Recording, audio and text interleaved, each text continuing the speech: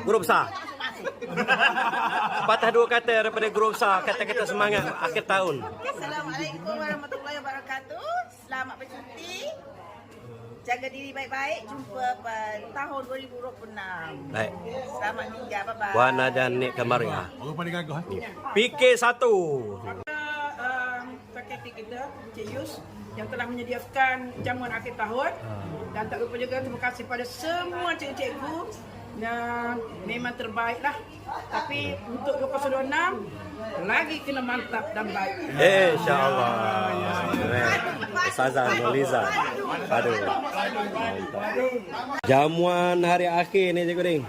Bagi sepatah dua kata, semangat sikit nak ni. Masuk tahun depan ni.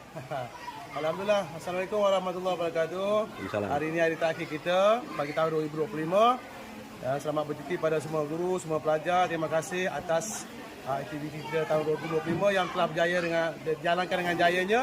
Dan insyaAllah kita akan jumpa balik pada tahun 2026.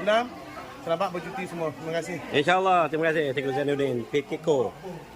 Ini dia. Cikgu buta ayah, dia buta ayah. Habis dah. Berhenti dah. Habis.